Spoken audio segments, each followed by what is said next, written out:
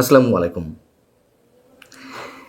নির্বাচন নিয়ে নানান ধরনের বিশ্লেষণ হচ্ছে, খুবই স্বাভাবিক।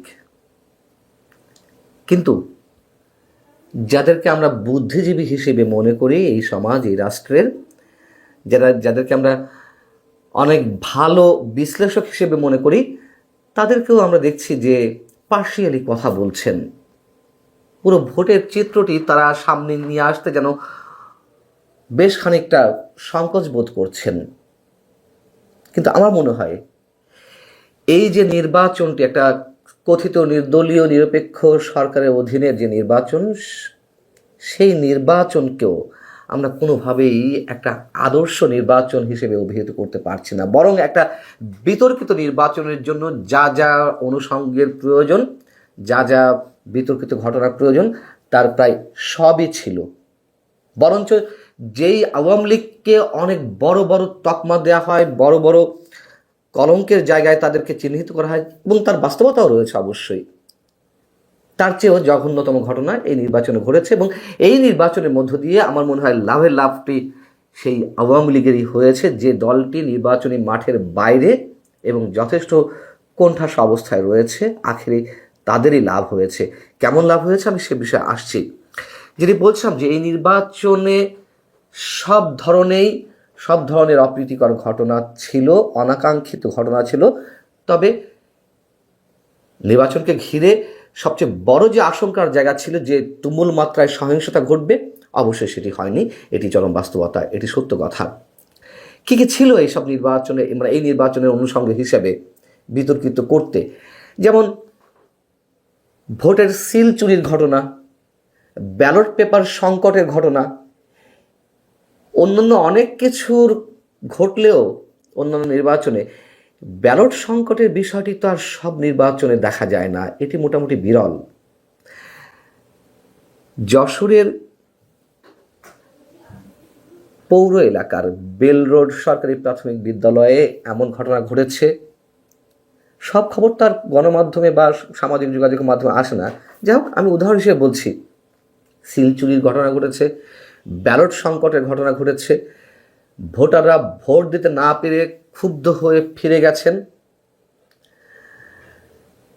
এবং ভোট গ্রহণও প্রায় 1 ঘন্টা বন্ধ ছিল। কিন্তু ব্যালট পেপার সংকট কেন দেখা দেবে? ভোটার প্রতি ভোটারদের মাথা পিছু মানে একটা করে ব্যালটই তো থাকার কথা। সেখানে ব্যালট পেপার যখন সংকট দেখা দেয়, তখন বুঝে নিতে হবে যে জাল ভোট সেখানে পড়েছে, অথবা আওয়ামী লীগের সময় যে অপবাদগুলো ছিল যে নিজের ভোটটা নিজে দিতে পারেনি, ভোটগুলো আগে দেওয়া হয়ে গেছে। এবং সেই ধরনের কথা তো শুধু যশোরের এই বেল রোড সরকারি প্রাথমিক বিদ্যালয়ের ক্ষেত্রেই নয়। আমরা 12 তারিখ নির্বাচনের দিন সকাল থেকেই তো এই ধরনের ঘটনা সম্পর্কে আমরা সচিত্র প্রতিবেদনও দেখছিলাম, নানান ধরনের ঘটনাও জানছিলাম। অনেকে তো টেলিভিশন ক্যামেরার সামনে এসে তারা তাদের ক্ষুব্ধতার কথা জানালেন যে নিজের ভোটটা কেন নিজে দিতে পারলেন না, তার ভোট কেন আগে দেওয়া হয়ে গেছে। গণহারে সিল মারা ঘটনা ঘটেছে কুমিল্লা, ময়মনসিংহ সহ বিভিন্ন জায়গায়। এবং যেমন কিশোরগঞ্জে ভোট কক্ষে পোলিং কর্মকর্তার নির্বাচনের ব্যালট পেপার আগেই ছিঁড়ে রেখেছেন, সেই ঘটনা ধরা পড়েছে টেলিভিশনের ক্যামেরায়, তাকে আটক করা হয়েছে। এই ধরনের ঘটনা ঘটেছে ঠাকুরগাঁওয়ে কোনো একটি কেন্দ্রে বা কোথাও 70% বেশি ভোট পড়েছে। 70% কেন, তার চেয়ে বেশি আরও ভোট পড়তে পারে, এমন ঘটনা আমাদের জানা লাগতে পারে। এখনও পর্যন্ত এটি সর্বোচ্চ জানা গেছে। কিভাবে হয় আওয়ামী লীগ ছাড়া একটি নির্বাচনে 70% ভোট? এটা মিরাকল বলবো, নাকি অ্যাক্সিডেন্ট বলবো, নাকি কাকতালীয় বলবো, নাকি জালিয়াতি বলবো, এই মুহূর্তে ঠিক বলতে পারছি না। ব্যালট বাক্স ছিনতাইয়ের ঘটনা ঘটেছে। জাল ভোটের কথা তো বললামই, অসংখ্য জায়গায় জাল ভোট পড়েছে। ভোট দিতে না পেরে মানুষ ফিরে ফিরে যেমন যাচ্ছেন, আবার মানুষজনকে টাকা দিয়ে কেনার চেষ্টা করা হয়েছে। এবং এই বিষয় তো আগের দিন রাত থেকেই শুরু হয়েছে, আমরা যদি সবাই জানি, এবং যেটিকে লাইলাতুল ইলেকশন হিসেবে অভিহিত করা হচ্ছে। এবং এই যে সো কল্ড ঐতিহাসিক নির্বাচন, সেই নির্বাচনে নিঃসন্দেহে একটি ভালো দিক সংযোজিত হয়েছিল, যদিও সেই ভালো দিকের মর্ম কতটুকু রাখা গেছে তা নিয়ে এর মধ্যে প্রশ্ন উঠেছে। পোস্টাল ব্যালট পেপারের আয়োজন ছিল, সেই পোস্টাল ব্যালট পেপার নিয়ে নানান ধরনের কাহিনী ঘটেছে বিদেশে দেশে। 1 মাস আগে থেকে পোস্টাল ব্যালট পেপারগুলো দেশের মধ্যে বিভিন্ন রিটার্নিং কর্মকর্তার কাছে বা জেলা প্রশাসকের কাছে পৌঁছে দেওয়া হয়েছিল। সেই পোস্টাল ব্যালট পেপারগুলো আসলে কী করা হয়েছে, কতজন হাতে পেয়েছে, অথবা গণভোটের যে ব্যালট পেপারগুলো আগে থেকে গেছে সেইগুলো নিয়ে কোন ধরনের চর্চা করা হয়েছে তা তো এখনো পর্যন্ত নিঃসন্দেহে অনেক ধরনের সন্দেহের মধ্যে রয়েছে। এখন প্রশ্ন হচ্ছে যে বড় ধরনের সহিংসতা কেন ঘটলো না? অবশ্যই এদিক থেকে নির্বাচনকে বড় ধরনের যে সহিংসতা ঘটেনি তার জন্য অবশ্যই কৃতিত্ব প্রশাসনকে দেওয়া যেতেই পারে। যেহেতু সেনাবাহিনী মাঠে ছিল, তৎপর ছিল, সকাল থেকে সেনাবাহিনী বেশ তৎপর ছিল, এই কারণে সহিংসতার বড় কোনো ঘটনা আমরা দেখতে পাইনি। অবশ্যই সাধুবাদ জানাই। আর এর পিছনে আরও যে কারণ দুটি রয়েছে, যেহেতু আওয়ামী লীগ নেই, টান উত্তেজনা ওইভাবে নেই, কিন্তু জামাতে ইসলামী বা বিএনপি তো প্রতিদ্বন্দ্বিতায় 17 বছর পর যে ভোট বা নির্বাচনটা অনুষ্ঠিত হচ্ছে এবং আওয়ামী লীগ বিহীন যে ফাঁকা মাঠ, তাতে প্রত্যেকেই মরিয়া হয়ে উঠেছে জেতার জন্য। সেই মরিয়া হয়ে ওঠার এক ধরনের চেষ্টা আমরা ভোটের আগের দিন রাতেই দেখলাম, যেটি বললাম যে সকালেই সেনাবাহিনী বেশ তৎপর হয়ে উঠেছিল বিধায় বড় ধরনের সহিংসতা ঘটেনি। এবং এই সব জায়গা থেকেই বিএনপি জামাতে ইসলামী দুই দলই বেশ সতর্ক অবস্থানে ছিল যে তারা বিশেষ করে বিশেষ একটি শক্তি, নানান ধরনের ম্যানিপুলেশন অথবা ম্যাটিকুলাস ডিজাইনের মাধ্যমে তারা তাদের আসনগুলো যতগুলো বেশি পাওয়া যায় সেই চেষ্টা এখনও তাদের থাকলেও সরাসরি সহিংসতার মধ্যে যায়নি, যাতে নির্বাচনটি পণ্ড না হয়। যদিও শোনা যাচ্ছিল যে এমন কিছু ঘটার মাধ্যমে কেউ নির্বাচন বয়কট করতে পারে, হয়তো শেষমেশ তারা তাদের হিসাব পাল্টে ফেলেছে যে কী হতে পারে নির্বাচন থেকে বয়কট করলে তাদের জন্য কতটুকু উপকার হতে পারে।